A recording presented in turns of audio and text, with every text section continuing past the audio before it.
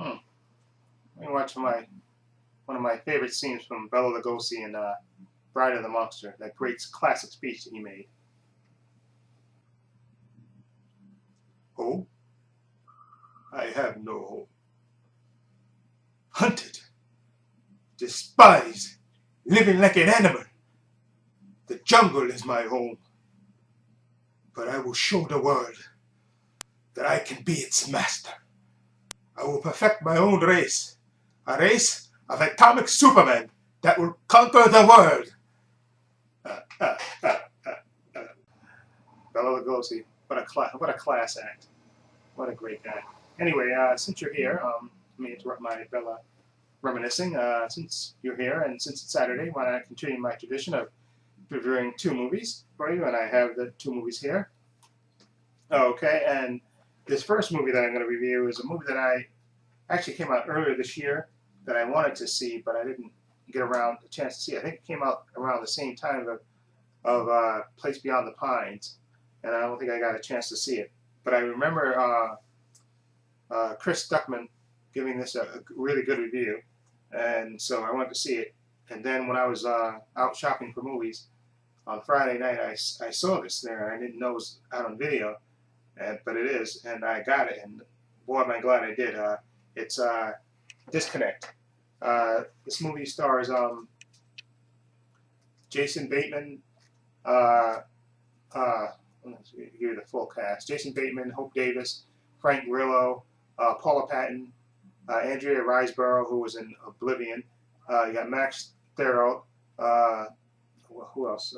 Casey Latham's. What's it? Oh, I'm trying to think. Who else? Oh yeah, Alexander Sarsgaard. That's right. I forgot him. He's in it also as well. And it's kind of like an anthology of a drama of all these different stories that kind of interconnect. Ironically, the title of the movie is called Disconnect, and you have these different stories that goes on in the movie, and they kind of connect in a way.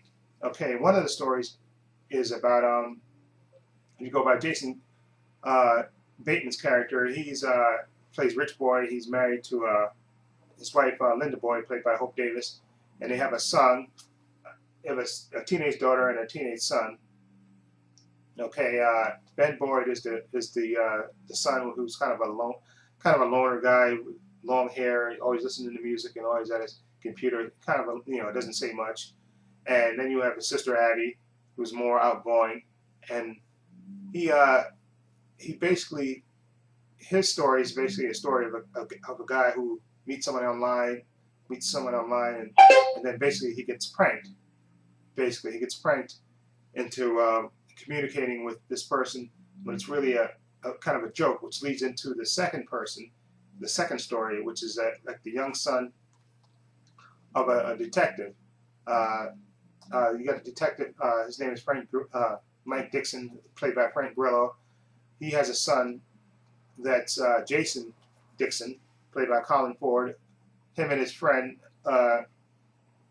they kind of pick Ben, and because they see him one day and they decide to prank him by they pretend to be a woman, and they start communicating with him, and tell him how much they like his music and all this stuff, and basically pranking him. Okay, and which leads into another story. Okay, because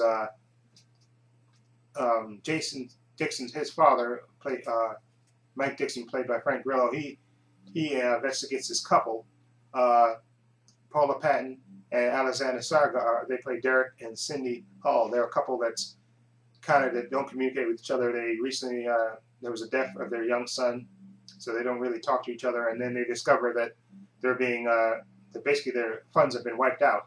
Okay, by somebody on cyber, by them communicating online, gave somebody access to rip off their money, and basically they go to him, Mike Dixon, who used to be an ex-cop, and he's an investigator now who investigates cybercrime. So that's how their story interlocks with his story. Okay, and then you have the fourth story, I think. Yeah, the next story, which is Andrea Riseborough's story, she plays Nina Dunham, a reporter who meets Max Theron's character, who's like an underage. Well, he's 18, so but he's like a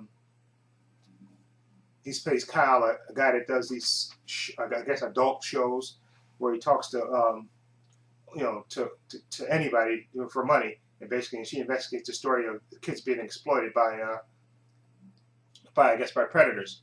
Okay, and the way their story interlocks with Jason Bateman's character is that he's the lawyer that works for the television station where Nina Dunham works. Okay, and let me just say, this movie is fantastic.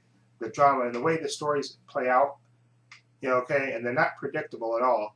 And just the really great performances by the whole cast, especially Jason Bateman as Rich Boy, okay, because certain thing happens to his son in this movie, and then he starts a lot of investigation into it, and I just love his performance in this by Jason Bateman. He's really good at drama, and he's really do more of it. Okay, and then you have Paula Patton and Anna Sagar, their story of them trying to find out who's basically ripped them off.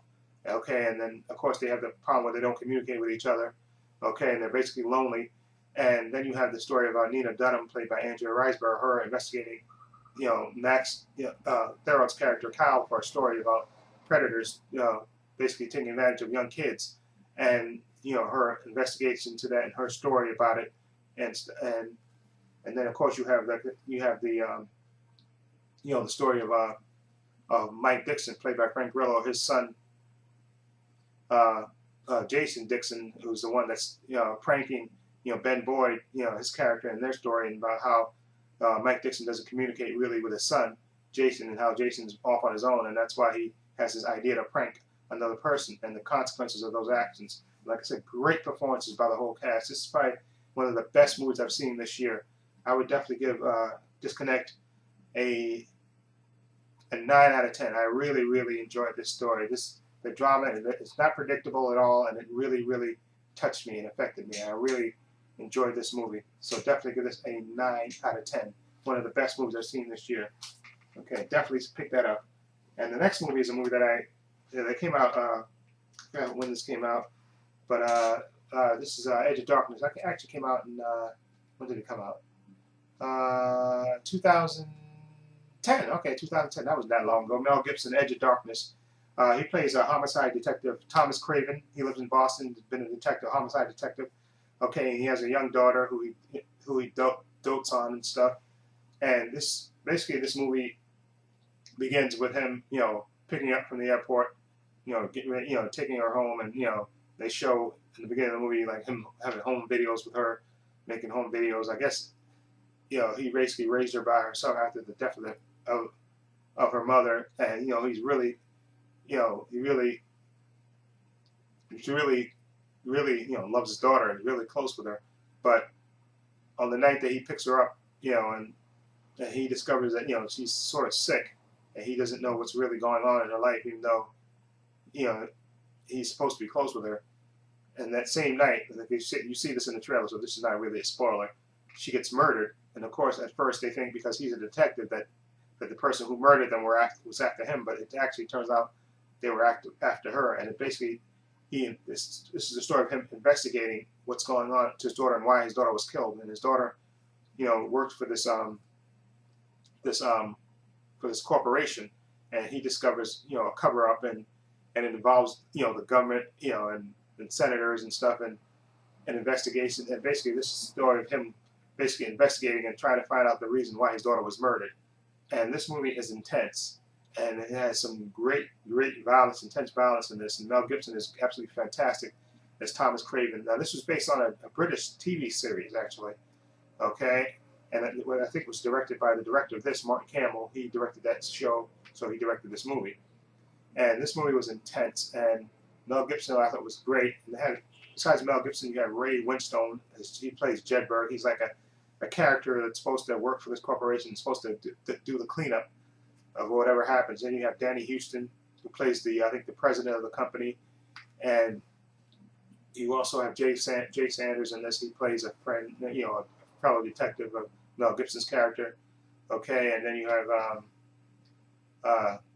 what's her name? Bojana Novick. She plays Emma Craven. She's in the movie a little bit in the beginning of it. But this movie is about conspiracies and stuff, and how far a father will go to to find out why his daughter was killed and to make those people who caused his daughter's death pay for it. And Mel Gibson, I thought, was great in this. Okay, and like I said, the violence in this is just fantastic. There's really some real intense violence in this, and really a good movie. I had this movie for a while. I hadn't watched it, but I'm glad I did. Mel Gibson was really great in this, and this is an intense movie. Like conspiracies, you have, you don't know whose loyalty is where, and it has a mystery. And then you go with him as Mel Gibson's character, as he finally figures it out and exacts his revenge. I would definitely give Edge of Darkness a 7 out of 10. I think really, really good. Sometimes it's a little convoluted. You gotta pay attention to the conspiracies and stuff and what's going on and who's who's on whose side and stuff. But Mel Gibson holds this movie together, and I definitely give this a 7 out of 10. Definitely worth getting. Great violence in this. Really intense. Mel Gibson, I thought, was great. And again, Disconnect, one of the best movies I've seen this year. I'm gonna give this Disconnect a 9 out of 10. That's how much I rate. This is probably one of the best movies I've seen this year. Great performances by the whole cast, especially Jason Bateman. I thought he was great. And even the young kids in this movie, I thought were really, really give you. It's a really emotional movie, and like great performances all around. And this movie definitely, I think, should be nominated for a Picture of the Year. That's how good I think it is. Okay, so definitely pick this up. Disconnect, totally worth getting. Great cast, great drama, great direction. Okay, and so that's my thoughts. Let me know what you think of my 2 titles. Feel free to leave comments down below, and I'm gonna watch another one of my favorite scenes from Bela Lugosi in Dracula. Okay, so this is Trepacer saying so long and take care, and let's watch a little Bela.